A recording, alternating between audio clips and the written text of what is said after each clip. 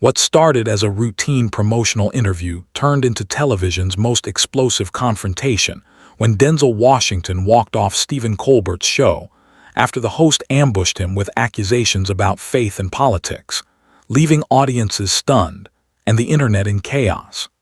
The Ed Sullivan Theater buzzed with its usual pre-show energy as audience members filed into their seats, expecting nothing more than another charming celebrity interview. Denzel Washington had arrived to promote his latest directorial effort, a powerful drama exploring themes of redemption and second chances.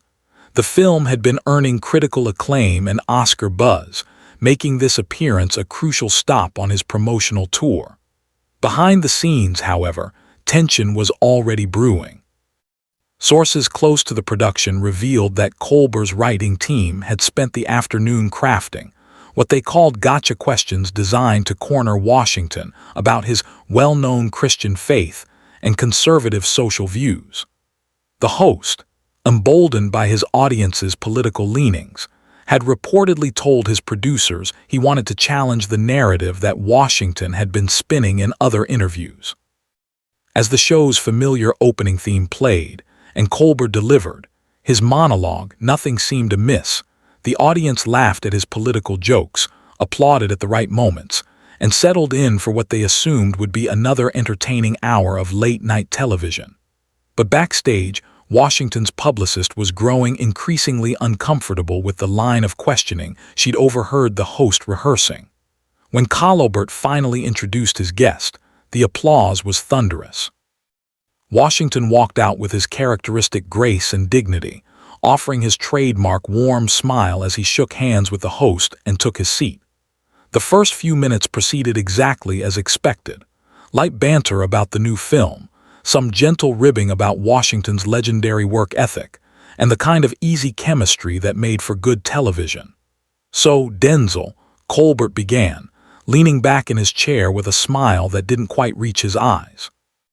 "This new film deals with some heavy themes about forgiveness and redemption. Given your own faith background, I'm curious about how your personal beliefs influenced your approach to this story." Washington nodded thoughtfully, his posture relaxed but alert. "Well, Stephen, I think faith, regardless of what form it takes for different people, gives us a framework for understanding forgiveness. This character I'm playing, he's made mistakes, serious ones, but he's trying to find his way back to who he used to be before life got complicated." The audience murmured appreciatively. It was exactly the kind of thoughtful, measured response they'd come to expect from one of Hollywood's most respected actors, but Colbert wasn't satisfied with the diplomatic answer. "Right, but let's dig deeper into that," the host said, his tone shifting slightly. "You've been pretty vocal about your Christian faith over the years, and I respect that. But don't you think there's a certain irony in Hollywood?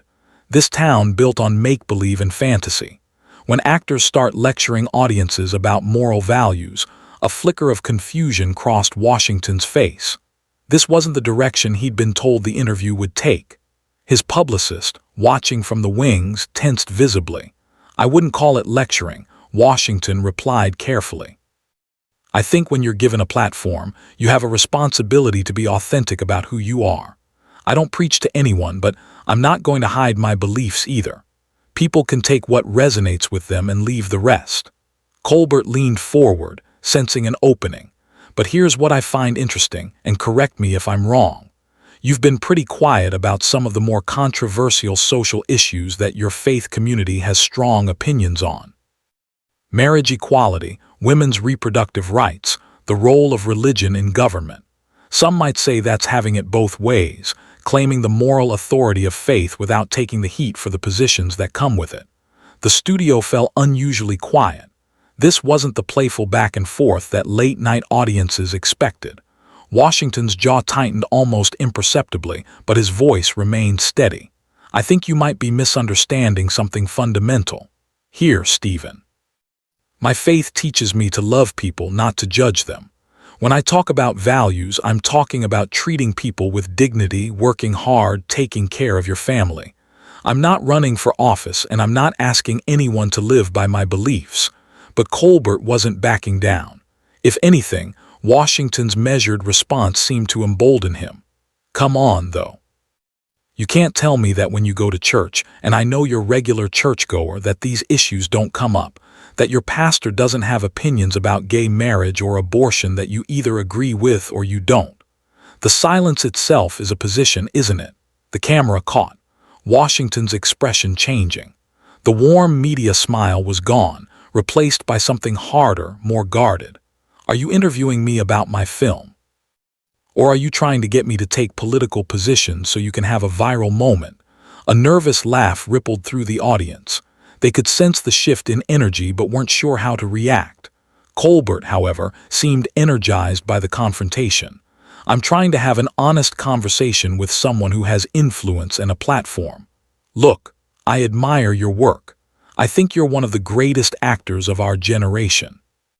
But when you talk about faith and values in interviews, when you make movies about redemption and second chances, don't you think audiences deserve to know where you actually stand on the issues that matter?" Washington set his jaw, his hands gripping the arms of his chair. "The issues that matter to who? To you, to your audience, or to the millions of people who just want to see a good movie and maybe walk away feeling like the world isn't completely broken?" To everyone, Colbert shot back. "Look, we live in unprecedented times. Democracy is under attack. Women's rights are being rolled back. LGBTQ+ Americans are facing new forms of discrimination. When someone with your platform stays silent on these issues while claiming moral authority through faith, it raises questions." The tension in the studio was now palpable. Washington's publicist had moved to the edge of the wings, her phone in hand, ready to intervene. The show's producers were exchanging worried glances in the control booth. Moral authority. Washington's voice rose slightly for the first time. "I never claimed moral authority over anyone. I share my experiences. I talk about what's gotten me through difficult times, and I try to make movies that mean something. But you're sitting here trying to force me into political boxes so you can what? Score points with your audience. Get a clip that goes viral on social media." Colbert's mask was slipping now, his carefully cultivated persona giving way to something more aggressive. "I'm trying to hold you accountable for the influence you have. When you talk about faith and values, but won't take a stand on the most important moral issues of our time, what message does that send?" "The message it sends," Washington said, his voice now carrying an edge that made several audience members shift uncomfortably in their seats, "is that maybe, just maybe, a person's relationship with God and their understanding of right and wrong doesn't have to fit into your political categories.